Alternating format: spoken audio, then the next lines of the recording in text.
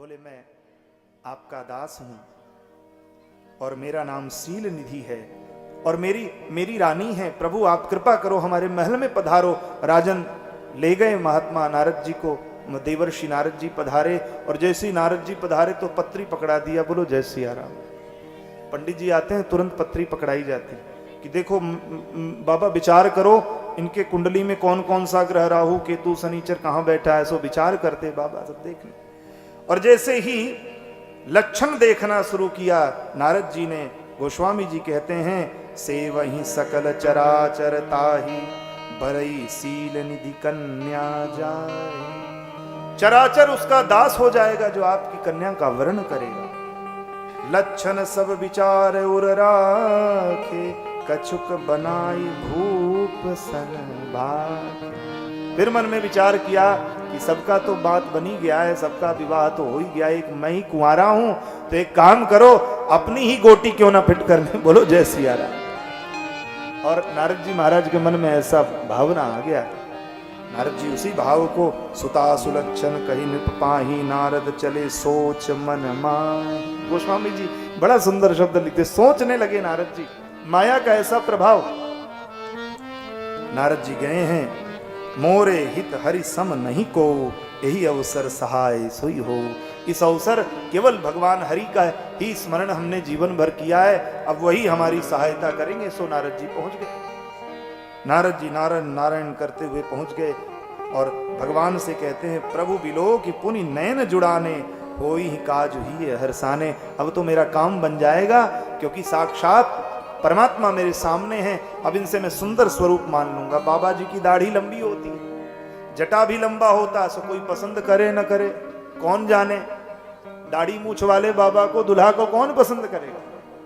सो इसलिए बाबा ने सोचा, बोले भगवान से अब हम कुछ सुंदर स्वरूप मान लेते हैं, और कुछ नहीं इन्हीं का रूप मांग लेते हैं। और गोस्वामी जी कहते हैं जही विधि होई नाथ हित मोरा करऊं सो बेगी दास में तोरा।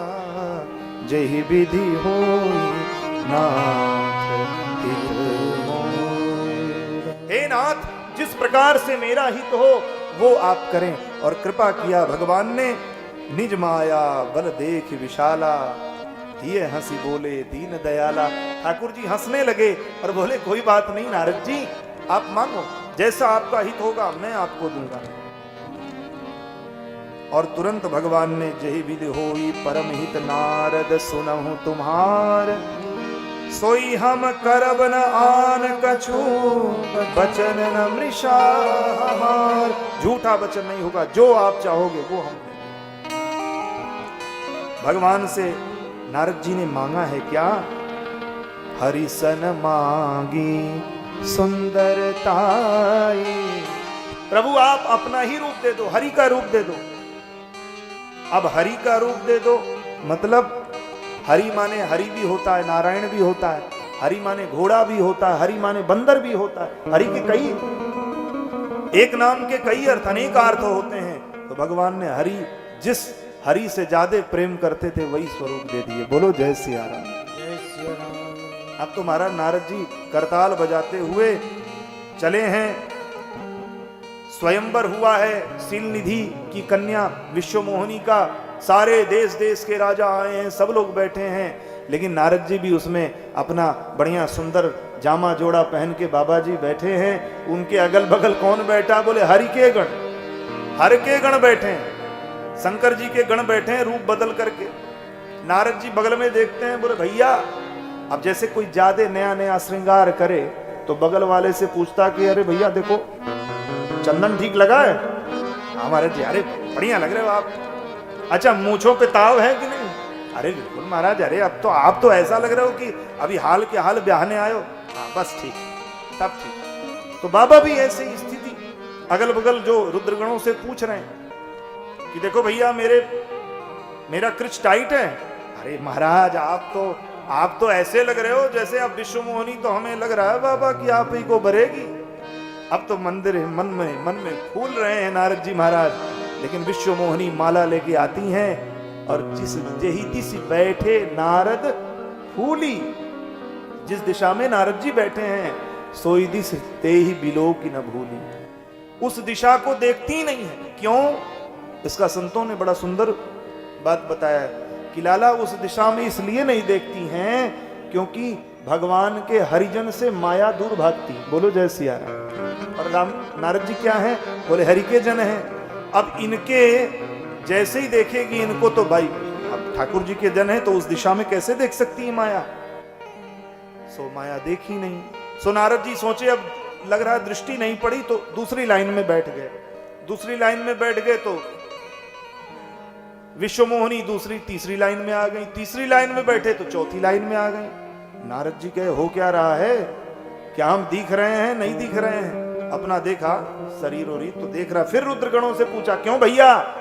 अरे बराबर दिख रहे हैं। रुद्रगणों ने कहा महाराज ऐसा दिख रहे हो कि और कोई दिख ही नहीं रहा है।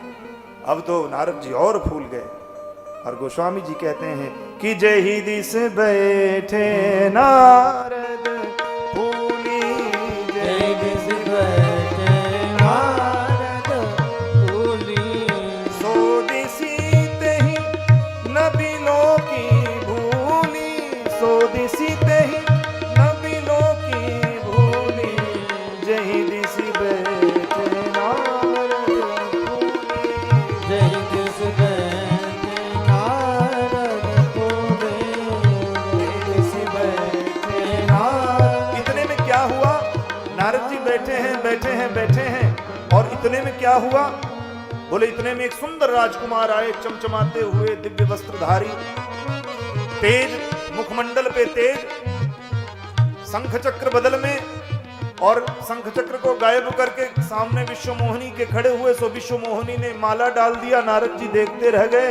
गोस्वामी जी लिखते हैं दुल्हीन ले गए लक्ष्मी वासा, दुल्हन ले गए लक्ष्मी वासा, दुल्हीन ले गए लक्ष्मी वासा, दुल्हन ले गए लक्ष्मी वासा, नृप समाज सब भयउ निराशा, नृप समाज सब भयउ निराशा, दुल्हीन ले गए, ये दुल्हीन ले गए, दुल्हीन ले गए लक्ष्मी वासा।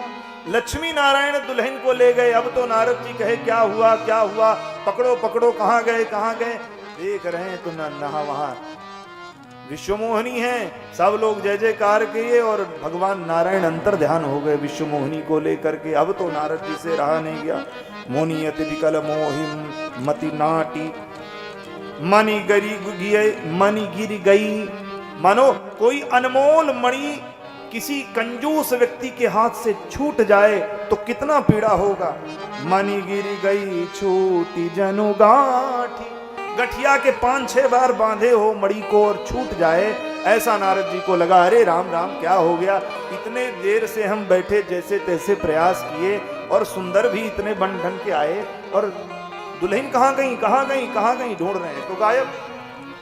सबने जय जयकार किया है। अस कही दो भागे भय भारी, तब हरगन बोले मुस्काई।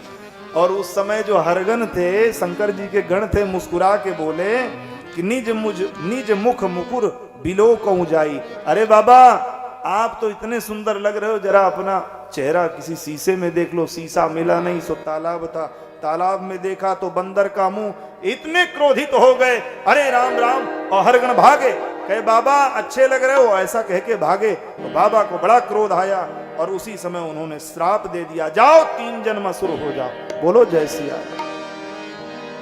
अब उनको श्राप मिला, वही हरगन एक कारण रावण कुंभकर्ण बने। बोलो जय सिया राम। 3 जन्म असुर को पाओ। गोस्वामी जी कहते हैं अस बेस बिलोक क्रोध यति बाढ़ा, तिन्हि सराप दीन अति गाढ़ा। हो निशाचर जाई तुम कपटी पापी दो, हम ही हंसेहु सो लेहु फल, बहुरी हंसेहु मुनि को। हमको हंसे हंसे, लेकिन अब आगे किसी मुनि को हंसोगे नहीं, हम श्राप देते हैं। दोनों पैर पकड़ लिए, बोले बाबा कृपा करो, बाबा कृपा करो। तो बाबा तो अंदर से, ऊपर से क्रोध है, अंदर से तो भगवान की कृपा है। अच्छा एक बात और, जो क्रोधी बहुत अधिक होता है अंदर से बड़ा कोमल होता है। बोलो जय सिया राम। हाँ, अंदर से बहुत कोमल होता है। गोस्वामी जी कहते हैं, पुनि जल दीख रूप निज पावा, तदप हृदय संतोष नावा। हरकत अधर कोप मन माही, सपति चले कमलापति पाही। तुरंत कमलापति विष्णु भगवान के पास गए हैं। देखे तो वैकुंठ जा ही नहीं पाए, बीच में ही मिल गए। गोस्वामी जी लिखते हैं, बीच ही पंथ मिले धनुजारी, संग रमा सोई राजकुमारी। एक तरफ रमा लक्ष्मी है और एक तरफ राजकुमारी, जो भी हाल में ब्याह के लाए। अब तो नारद जी से और नहीं कि यहां तो एक भी नहीं मिली, यहां ये दो दो लिए घूम रहे हैं। सो इतने क्रोधित हो गए, तुरंत बोलने लगे, बोले बचन भगवान। और इतने में भी नहीं माने। नारद जी देख के तो किटकिटाई रहे दांत, और इतने में भी जब नहीं माने तो भगवान नारायण ने मुस्कुरा के पूछा, अरे बाबा कहां से आ रहे हो, क्या बात है? इतने में तो आग बबूले हो गए। सुनत बचन उपचा अति क्रोधा, माया बस न रहा मन बोधा। माया के वश में मन में बोध नहीं रहा, और तुरंत असुर सुरा विष शंकर ही आपुरमा मणि चारु। मैं जानता था जब जैसे ही अमृत निकला है तो उसको तो तुमने ले लिया, और मूर्ख राक्षसों को आपने विष पिला दिया। तुम बड़े स्वार्थी हो, कपटी हो, पापी हो। अरे महाराज, जो गालियां देने लगे भगवान, जब गाली खाना होता अपने भक्तों से तो ऐसे ही होता। बोलो जय सिया राम। गोस्वामी जी कहते हैं, पर संपदा सकहु नहीं देखी, तुम्हारे ईर्षा कपट विषेखी। मतत सिंधु ब्रुद्रहि बहुरायो, सुरन प्रेरि विषपान करायो। अरे भोले बाबा बेचारे सीधे साधे, उनको विष पिला दिया और देवताओं को अमृत पिला दिया। ये तुम हो, कपटी हो, बहुत कपटी हो। मैं जानता था तुम कपटी हो। दुनिया भर की बातें करें, परम स्वतंत्र न सिर पर कोई, भावई मन ही करहु तुम सोई। जो मन में आए वही करो। आपके सर पे कोई है नहीं तो इसके मतलब आप जो भी करोगे। तुरंत श्राप दिया, मम अपकार कीन तुम भारी, नार विरह तुम हो दुखारी। जाओ, जिस तरह से मैं नारी के विरह में तड़प रहा हूं, एक दिन तुम्हें भी अवतार लेके तड़पना पड़ेगा। नारद जी के श्राप को भगवान ने शीश पे रखा है। श्राप शीश धरे हरसिय, प्रभु बहु विनती कीन। निज माया के प्रबलता, करसि कृपा निधि। और अपनी माया के प्रबलता को जैसे भगवान ने दूर किया, तो बाबा कहते हैं क्या, अरे जब हरि माया दूर निवारी, जब हरि माया दूर निवारी, रही न रमा न राजकुमारी, रही न तहाँ न राजकुमारी। जब हरि माया दूर निवारी, जब हरि माया दूर निवारी, नहीं तह रमा न राजकुमारी, नहीं तह रमान राजकुमारी। तब मुनियति सभीत हरि चरना, तब मुनियति सवित हरि चरना, कहे पाही प्रण तारति हरना, कहे पाई प्रण तारित हरना, कहे पाही प्रण तारति हरना। कहे पाई प्रण तारित हरना। जैसे ही भगवान ने माया को दूर किया है, वैसे ही न वहां रमा थी न राजकुमारी थी। नारद जी को भ्रम हुआ, नारद जी ने प्रणाम किया, क्षमा करिए प्रभु प्रभु प्रभु प्रभु, मृषा हो मम श्राप कृपाला। भगवान ने कहा, ना ना ना ना, झूठा नहीं होगा। ये श्राप भी तुमने मेरी इच्छा से दिया है। मम इच्छा कह दीन दयाला, ये मेरी इच्छा से श्राप मिला है, मैं इस श्राप को लेने आया हूं बाबा। और नारद जी प्रणाम किए। जपहु जाय शंकर सतनामा, होई हृदय तुरत विश्रामा। भगवान शंकर का 100 नाम जपो जाके नारद जी। इसका बस यही केवल एक फलश्रुति है। राम जी के का अपराध किए तो शंकर जी का नाम जपो, और भगवान शंकर का 100 नाम जपने लगे भगवान नारद जी। को नहीं शिव समान प्रिय मोरे, अस परतीत तजहु जनि भोरे। भगवान शिव के समान राम जी को कोई प्रिय नहीं। और एक कारण ये हुआ, ये 3 कारण हो गए। चौथा कारण बोले प्रताप भानु का तप। गोस्वामी जी कहते हैं, एहि विधि जन्म कर्म हरि के रे, सुंदर सुखद विचित्र घनेरे। कलप कलप प्रति प्रभु अवतरहि, चारु चरित नाना विधि करहि। तब कहते हैं, हरि अनंत हरि कथा अनंता, कहीं सुनहि बहु विधि सब संता। गोस्वामी जी कहते हैं, इस प्रकार से अपर हेतु सुन शैल कुमारी। भगवान शंकर मां पार्वती को सुनाते हैं कि एक कारण और है देवी। क्या? जही कारण अज अगुण अरूपा, ब्रह्म भयो कौशलपुर भूपा। कौन सा कारण है? वो कारण है, पहले तो बताया, वो कारण है मनु शत्रुपा का। बोलो जय सिया। स्वयं भू मनु और शत्रुपा, जिनते भय नर सृष्टि अनूपा। दंपति धर्म आचरण नीका, अजहु गाव सुत जिन कर लीका। ये मनु जी कौन है? ये मनु जी कोई और नहीं है, अयोध्या को बसाने वाले हैं। बोलो जय सिया राम। बोलो जय सिया राम। जय सिया राम। आवाज नहीं है। बोलो जय सिया राम। अयोध्या को बसाने वाले मनु जी हैं। अयोध्या नाम नगरी तत्रासीत लोक विश्रुता, मनुना मानवेंद्रेण या पुरी निर्मिता स्वयं। स्वयं मनु जी ने जिस नगरी को बसाया है, ब्रह्मा जी के मानस पुत्र हैं। और मनु जी, मनु और शत्रुपा, जिनसे हम सब मानव कहे गए हैं। हमारी आपकी वास्तविक मूल भूमि क्या है जानते हैं? हमारे आपका मूल भूमि कौन सी है? बोले मूल भूमि क्या है? किसको किसको पता है हमारे आपकी मूल जन्म भूमि कौन सी है? जहां से हमारा ये मनुष्य जीवन शुरू हुआ है, हम लोग मानव कहलाएं, वो जन्म भूमि कहां है? कौन सी है? पता है किसी को? पता है? वो बिटिया बोल रही थी कुछ। क्या है बेटा?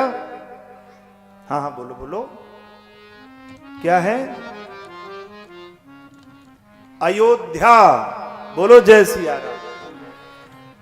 मनुना मानवेंद्रेण या पुरी निर्मिता स्वयं। अयोध्या जी से ही मानव प्रकट हुए हैं।